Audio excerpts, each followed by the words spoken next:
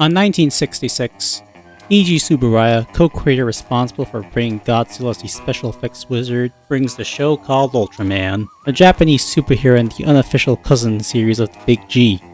While not as popular as him worldwide, he is still an important cultural figure in Japan.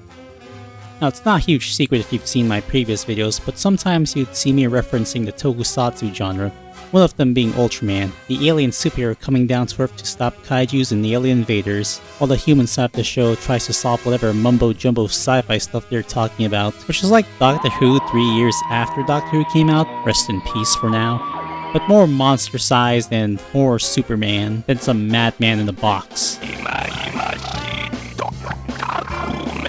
I know why DC's Ultraman toy is called DC's Ultraman. And as a piece of long-running media aimed for Japanese kids, what better way but to sell a bunch of merch, mangas, toys, and of course video games to the mix.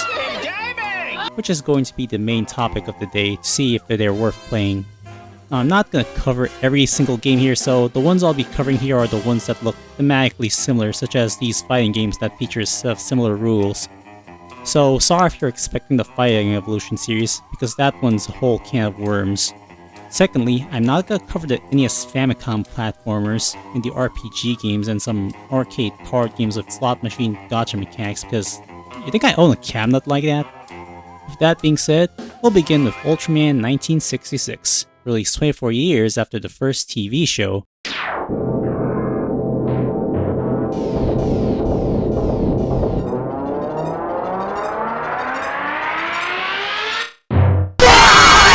I wonder if the kids who grew up think this game is worth waiting.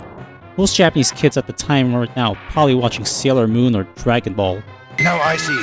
Like human beings dislike the sound of rubbing glass, probably the sound wave of the whistle. But hey, look at this. It's a 1990 game, which is when the first Super Famicom got released, so congratulations if this is your childhood game. But I also feel sorry if it is, because by God, this game is not worth it. I did remember seeing old YouTube videos calling this as one of the worst games ever released on the SNES, and it still is. But when I saw those videos, it didn't look all that bad. It could be skill issue for one thing. That is until I bothered holding the controller. Keep clicking and nothing happens. Now, since this isn't Street Fighter 2, don't expect the versus mode, so the only character you're playing here is Ultraman facing off against 10 monsters seen in the show. The movement is terrible. I feel like this is something I should expect when playing an old fighting game, so I did try playing a few before playing this for comparison, and I never made it past level 2. Movement controls in old fighting games are just that bad, I guess. There's only 2 attack buttons here, as opposed to most fighting games having a high attack, medium attack, and light attack buttons. So what I can do is just punch once and kick once. Touching enemies allow you to grab them to pull off a chop or a throw, but sometimes the game will make you act careless when jumping on enemy damages you. Yeah, watch it, you clumsy ass. Now usually in most fighting games, when it comes to playing a special move, you'd expect to move the control stick around, then here, all you have to do is pick your beam of attack of choice and boot, with no need for some complex inputs. Once the enemy health reaches 0, you finish them off and bombs away. Why is he still alive? Why is he still alive? Why is he still alive? And he killed me with Godzilla's atomic breath.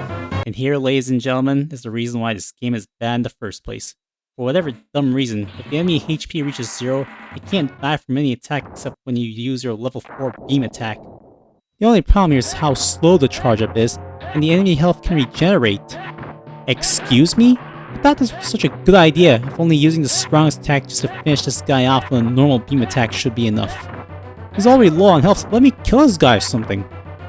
Whatever happened to choosing your beam of choice? It's like this game is trying to punish you for being impatient just because you don't want to use the strongest beam as the finisher, since the iconic one. So if you use one of the beams, and that means you have to wait until it goes full again. And don't attack the enemy and gamble yourself too close, because if you do, their attacks are way unpredictable because they deal high damage and sometimes they spam the same move. Is there at least a block mode like backing off? Nope, all you got is this lame shield that uses 1 block of energy.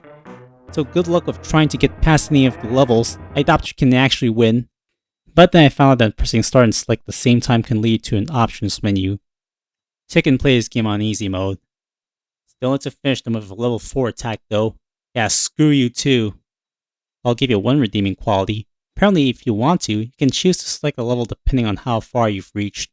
Except when you finish off the enemy, the game just takes you back to the menu screen. Is there at least a story? Well, first of all, this is an old-time game made in an older generation, so there's zero need for it to exist, since the story isn't a TV show. Of course, those having no idea playing this without knowledge, you may get stuff like this, and this.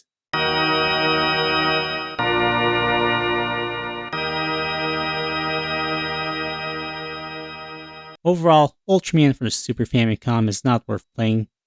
Not because of the ridiculously hard difficulty since you can just lower it down, but it's due to its questionable design choices of finishing off the enemy, and how sluggish it is to move around. 1 out of 5. That's my score on this.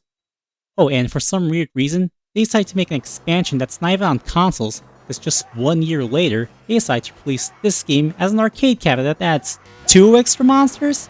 As if! I'm done with this god-awful game. Who thought expanding this as a quarter muncher is a good idea? Screw it, I'll just focus on the one that's released on the same year. And I'm talking about the American exclusive sequel, Ultraman Towards the Future. A Japanese superhero made for American audiences, filmed in Australia with an Australian cast with an American main protagonist. Let me reiterate that for you. A Japanese superhero made for American audiences, filmed in Australia with an Australian cast and an American protagonist. A Japanese superhero made for American audiences, filmed in Australia with an Australian cast with an American protagonist. A Japanese superhero made for American audience, filmed in Australia with an Australian cast with an American. But Bogon, I don't know if anybody told you, dude, but I think you might want to get that shit checked out on your crotch, dude. This is the most fucked up thing. Now, as a game made for Western audiences, you expect this game to be much easier than the Japanese version, right? Wrong! This game is basically the same thing as the Japanese version, but English. This means that every time their health reaches to 0, you can only use the level 4 move. Why did they overlook this? Okay, actually, aside from this game being in English and you can play as a different Ultraman, you do get to fight kaijus from this show, which has been reduced to 9. Well, 8 since you have to fight the first boss twice. Graphically wise, this game does look better. I like how you can notice some small tiny details here. Even his beam attacks aren't reused assets, although he does have a lame finisher. He has an uppercut and a roundhouse kick when you press the up button, and that's about it, honestly. Good work to the team for making the effort for changes. And no minigame foul boss or foul lock cutscene, or church funeral. But what we get are 3 different endings depending on the difficulty. But it's usually just Ultraman flying to space or picture compilation recreating his previous fights. And that's about it. Despite some removals, I kinda prefer this game over the original Japanese. It's because they don't have any teleporting enemies this time, which makes this bearable. But overall, it still feels like preferring a small clump of shit than a huge dump. So, 1 out of 5 again? I take this all day, but if you think I'm done with the SNES series, well, there's actually another one. Where 1 is released outside of Japan, but 2 are in its home country, Ultraseven. What, you expect this game to be called Ultra 3? Originally starting off as a standalone follow-up released 1 year after the show, but released 2 years after the first game. Have you been paying attention to what I've been just saying? Because I sure hell don't think you did. Like, even I don't even know what I'm saying because of the way they release these games. This Ultraseven man was a great superhero, a defender of truth, justice, and the Mid-Pacific Rim. Now, seeing that the game is released during the height of Street Fighter 2's popularity, this is where we finally get ourselves a versus mode for the first time ever. This also means you can finally use whatever kaijus or aliens include in the game, except some of their attacks are so boring that the moves are either beam that shoots straight line, or beam that shoots on the ground, or just the same beam but stronger. It's not all too bad. Some of them even have some slight gimmicks, like King Joe here, who can't jump, but he can slide across. The fake imitation Ultraseven, who's just 7 but worse, since he always keeps taking damage every time I roll compared to the real 7. Some kaijus being bad jumpers, while others are agile.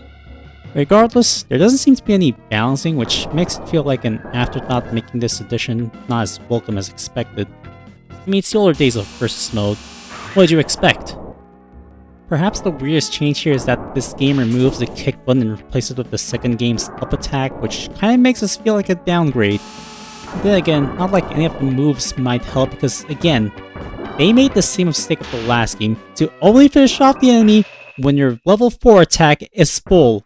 God damn it, who programmed this game design? Oh yeah, fun fact of the day, if you're wondering how Kirby got his boomerang move, it's actually because of this guy right here.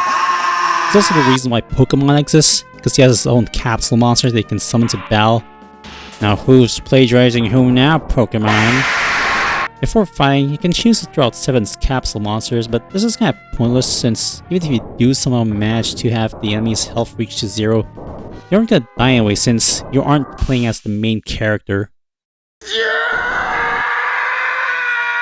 Another new addition are these shmup minigames of shooting down space saucers to get bonus points to restore extra lives or capsule monster usages, so I guess this is a good redeeming quality.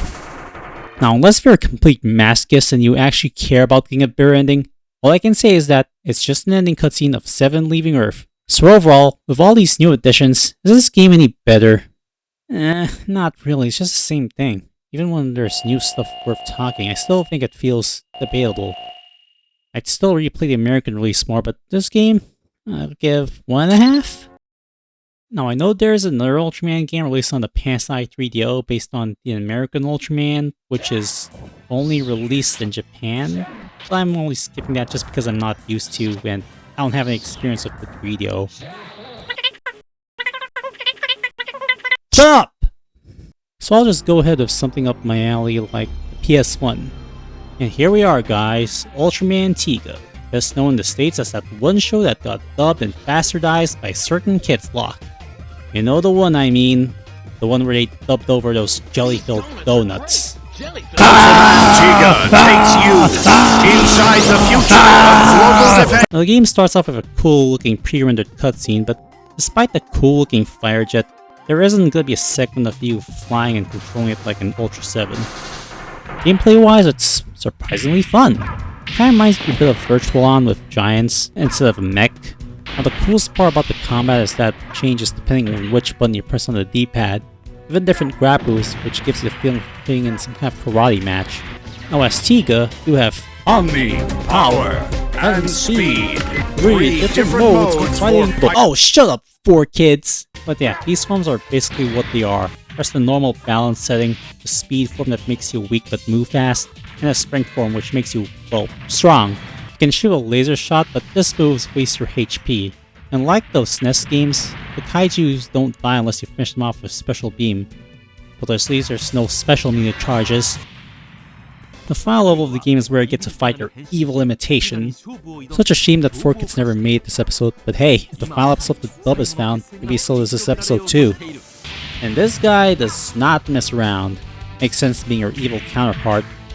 Not only that, but since the camera is always so focused on your back, trying to get to his hitboxes makes this almost impossible. Well, I'd say, it's not over until I say it's over. Yosh! Ikuzo!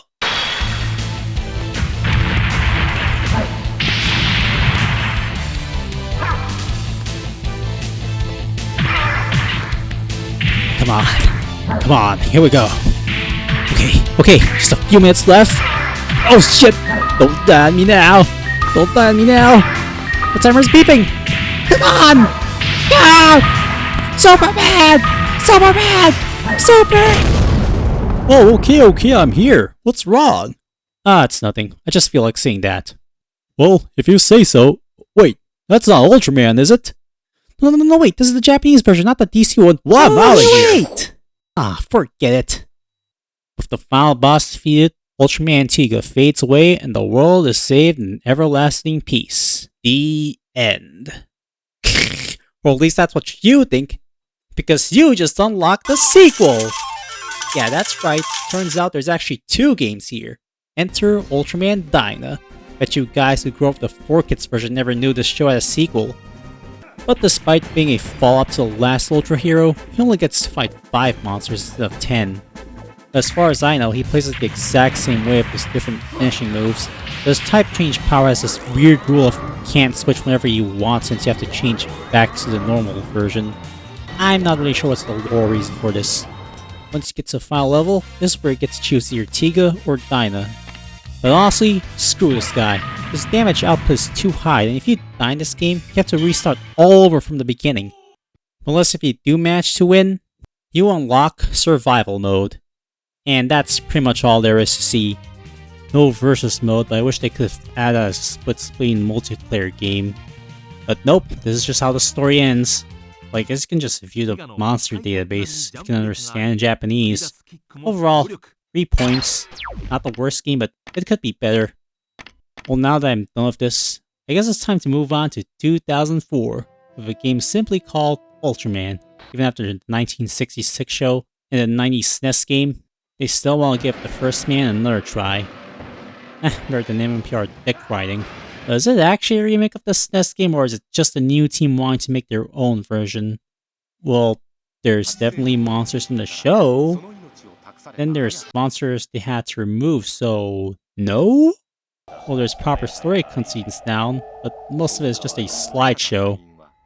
Now, cool thing about the PS2 game is that it actually feels like a giant-sized sumo wrestling match. Controls are a bit confusing, but it's not that hard to master, since you're probably going to spam the grab button a lot just to deal damage. There's some rare grab attack moves, but they are pretty hard to pull out. Now the health system is where it all gets confusing. Since you only have 3 minutes to live, taking damage will simply decrease your timer faster. Keep taking too much, and you hear the narrator saying that you're dying over and over and over again.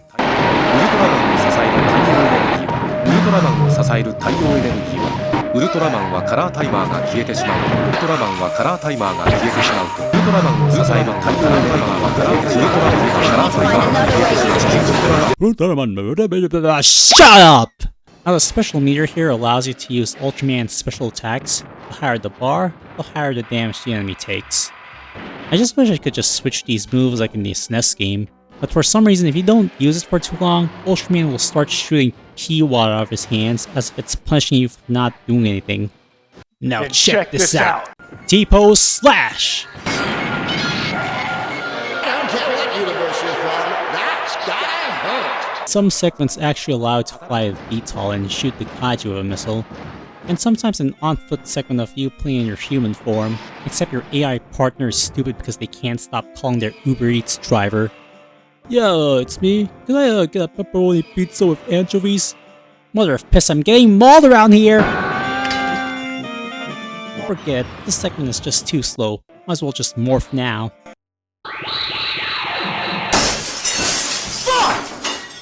Other game modes include a monster arena where you play as a kaiju, beat 5 enemies, with Ultraman as the final boss. That's an okay game mode. Come here, bitch! Come here, you! There's a rock throwing minigame to beat the highest score, a survival mode, and probably one of the worst monster database menu I have ever experienced. Imagine just wanting to view a bunch of files regarding a monster's bio. But in this game, you have to fly through some monster graveyard while some scary funeral music is playing in the background. And the ship is just so slow.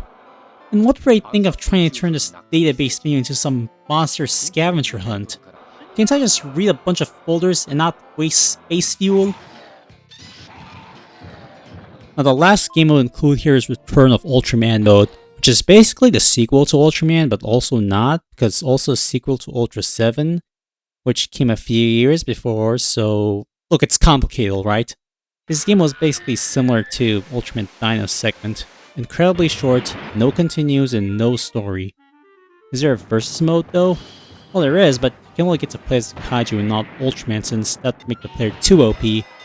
Overall, I give this game 3.5. But this isn't the last game I'll be covering, because just 6 days after this game, yeah, that's right, weird release schedule.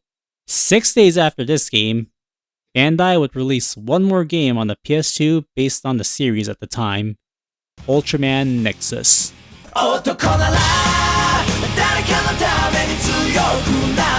Stop! You violated the law! For once, it actually feels like a traditional fighting game with essential game modes and features, like an actual versus mode where you can finally play as an Ultra and not like in the last game, an arcade mode where you have to win 5 rounds just so you can get a congratulations photo. Was it Smash Brothers? A co-op mode if you want to team up with your friend to fight a CPU opponent. story mode in which you play as two characters such as 3D modeled man and PNG pasted boy. Overall, gameplay is pretty solid, combat's pretty good and the sound effects, satisfying.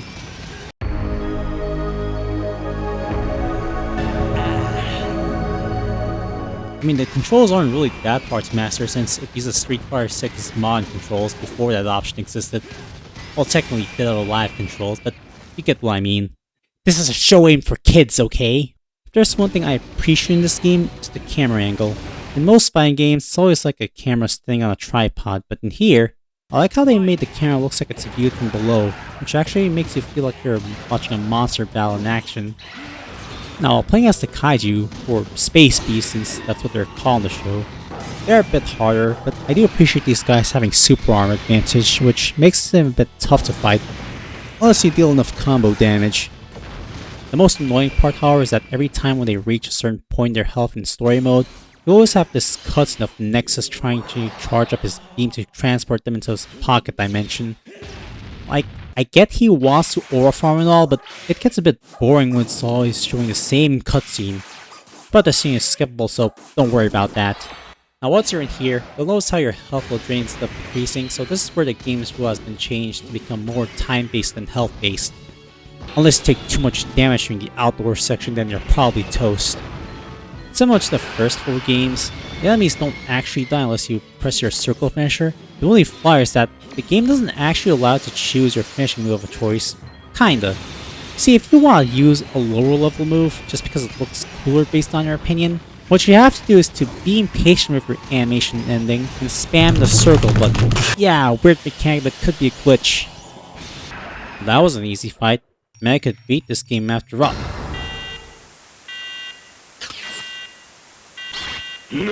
Just when you think you've won, we now have to get to the game's boss section of fighting dark giants. Her pocket dimension turns to the Shadow Realm, and this is where the game goes back to being a traditional fighter. Whereas grabbing hold of Kaiju will give you this QT of calling an assist, Hook, use the force! The dark giants on the other hand, well, single grab means you just slow them down with a high damage, but they're much faster than you. You know, this boss fight's not that bad once you get the hang of. Ah! Okay, now that is just a cruel message you'll give me. Loser? Really? And now for something unexpected and something you don't see every day. I know a lot of modern fighting games are trying to figure out a way to appeal to single-player gamers, and the results so far are pretty mixed or they get pretty old easy. I do wish I could make a video about that one day, but for now, I think I'll just stick to other YouTubers handling that. Now, it's true that the story mode here has no actual story, and the episode count here is just a complete lie since there isn't one.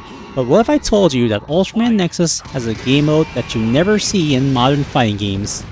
You see, when you die in story mode, you don't get a continue screen, but what you do get instead is a survival horror style game with tank controls, in which you have to knock out the kaiju to transform back.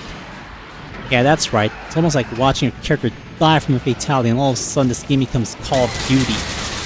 And stuff like this is why older fighting games has this certain charm back when they never catered to the multiplayer scene driven audience. Esports and its consequences has been a disaster for the human race. There's even another game mode where you get to step in the shoes of a defense team member if you want to really feel like a monster exterminator, even if it does feel like EDF at home. In this game, your objective is to kill these snail kaijus, and if one of them drops a shockwave pickup, you basically have to collect these memories off them so you can view them in the picture gallery. The only problem here is that if you actually want to get into the field, you pretty much have to complete these training levels for God knows how long. Well, no way am I gonna delete my file just to show you guys how to do it. But yeah, once you do complete all of them, you can go out to touch grass and kill all these gross slug snails trying to kill you. I just wish there were more monsters to fight other than the same creatures. I'd wish for an aerial combat game mode too, but all we got is some poor man's Death Star trench run. Overall, despite its flaws, Nexus is surprisingly pretty fun. Even if it's not story-driven heavy, I do still find myself replaying the single-player content, just because of how well polished it is. I even say it has more heart than modern fighting games. So I'd say I'm giving this game a 4. Pretty much an underappreciated hidden gem if you ask me. but that's just a result of this game being Japanese exclusive. Maybe this means I could get people talking that there's actually more games past that crappy SNES ones. Again, apologies if I didn't cover everything, but I just need to showcase the ones that feel thematically the same since that SNES game. So if you enjoyed the video, hit the like button, share your thoughts in the comment section, subscribe, and hit the bell for more videos. Anyway guys, this is Cinderate, logging off until next time. It is true. That creature's gotta be Melba. Looks like my mother-in-law.